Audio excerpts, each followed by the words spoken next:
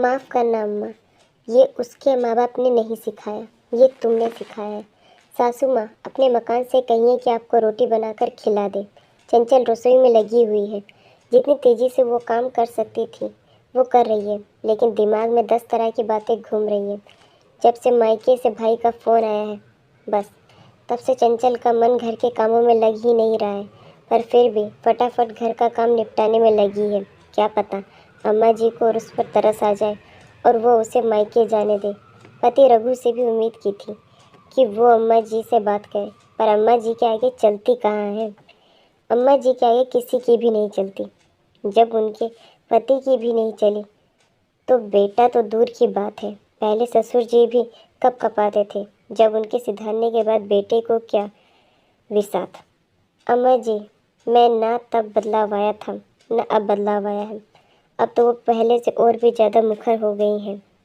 जो मुंह पर आता है वो बोलती है, चाहे सामने वाले को बुरा लगे, उससे उन्हें कोई लेना देना नहीं है। अम्मा जी इस घर की मुखिया ही नहीं, इस मकान की मुखिया है, क्योंकि उन्हें अपने घर से ज़्यादा अपने मकान से लगाव है। वो क्या है ना कि घर तो सदस्यों से बनता है, पर अम्मा जी को सदस्यों से लगाव नहीं। उन्हें तो अपने इस ईंट गारे के 2 कमरे के मकान से लेना देना है। ले देकर घर में 4 जीव है, अम्मा जी, बेटा रघु, उसकी पत्नी चंचल और एक पोता मनु, जो अभी सिर्फ 5 साल का है। बेटा बहू उनकी सेवा में कोई कमी नहीं छोड़ते हैं, लेकिन उसके बावजूद वो ताने देने में कोई कसर नहीं छोड़ते।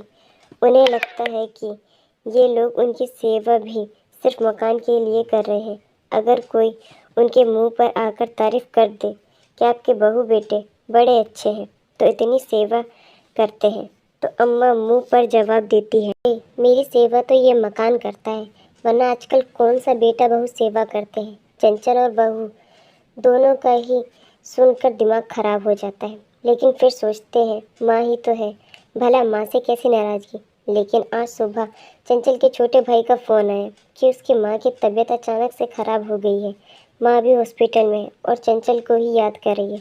रघु ने जब दोबारा फ़ोन करके पूछा तो चंचल के पापा ने कहा, अभी स्थिति नियंत्रण में है, पर फिर भी आप चंचल को भेज दीजिए, कुछ दिन तक रुककर वो थोड़ा अपनी माँ को संभाल लेगी। रघु ने फटाफट जाकर अम्मा जी से पूछा, अम्मा, चंचल की माँ की तबीयत खराब है, वो हॉस्पिटल में है, तो चंचल को उसके मायके छोड़ आता हूँ।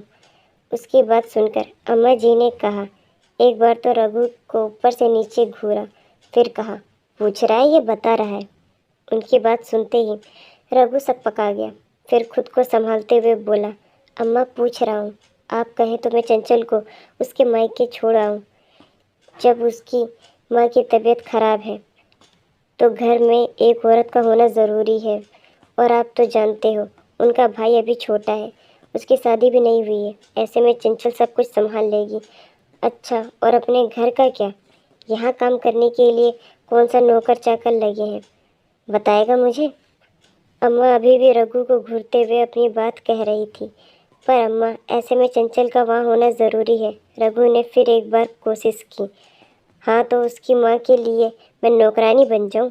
कोई ज़रूरत नहीं है जाने की, उससे कहो घर का काम करे, घर संभालेगी ये, खुद का तो घर संभलता नहीं है, इनसे मायके का घर संभालेंगी। उसके आगे रघु कुछ नहीं कह पाया। चंचल चुपचाप रसोई में अपने काम में लग गई। थोड़ी देर बाद देखा तो पड़ोस वाली जमुना काकी अम्मा जी से मिलने के लिए आई और आकर अम्मा के पास सोफे पर विराज हो गई। और भौजी जी, क्या हो रहा है?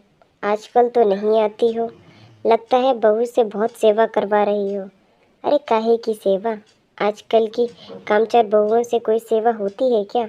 बस मायके जाने के लिए ना कह दो तो मुंह सूज जाता है। अरे क्या हो गया? चंचल तो ऐसे नहीं है भौजी, वह तो आपकी बड़ी सेवा करे है, तो क्या मेरी सेवा करेगी? मेरी सेवा तो ये मकान करता है, इसी के लालच में करती है सब कुछ, वरना आजकल निकाल बाहर करे मुझे, अम्मा जी ने तुनकते हुए कहा। ये बात अंदर चंचल को भी सुनाई दे रही थी। एक तो पहले से ही उसका दिमाग खराब हो रखा था, ऊपर से अम्मा जी की बात ने आग में घी का काम लगा दिया। थोड़ी देर बाद जब जमुना काकी अपने घर चली गई तो चंचल अपने सामान के साथ बाहर आई। उसे देखते ही अम्मा जी डांटते हुए बोली, कहाँ जा रही है तू? अभी सुबह तो मना किया था तुझे। अम्मा जी, मैं अपनी माँ के पास जा रही हूँ, अपने मायके। मेरी माँ को, मेरे पापा को मेरी ज़रूरत है।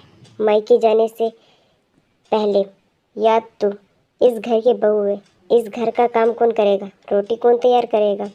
चंचल अम्मा जी की तरफ मुड़कर मुस्कुराई और बोली, अम्मा जी, अपने मकान से कहिए रोटी बनाकर दे दे। वैसे भी आपकी सेवा हम नहीं, ये मकान करता है, तो अपने सारे काम इसी से करवा लीजिए। अम्मा जी ने गुस्से से रघु की तरफ देखा तो रघु ने चंचल की तरफ देखा। रघु के कुछ कहने से पहले ही चंचल ने कहा, माफ़ करना, लेकिन मैं सिर्फ आपकी पत्नी ही नहीं, किसी की बेटी भी हूँ। आखिर रघु कुछ न कह पाया और चंचल अपने बेटे मनु के साथ मायके के लिए रवाना हो गई। अम्मा जी गुस्से से रघु को बोली, तू रोक नहीं पाया? अपनी पत्नी को कैसे जवाब देकर चली गई? यही सिखाया है उसके माँ बाप ने? माफ़ करना अम्मा, ये उसके माँ बाप ने नहीं सिखाया, ये तुमने सिखाया है। और वैसे भी कुछ गलत नहीं कहा उसने। तुम ही तो कहती थी कि तुम्हारा मकान तुम्हारी सेवा करता है, तो अब करवा लो अपने मकान से सेवा। अगर यही सब चलता रहा तो मुझे भी अपने परिवार के लिए कुछ सोचना पड़ेगा। कहकर रघु चुपचाप अपने कमरे में चला गया। पीछे अम्मा जी हाथ मलती रह गई।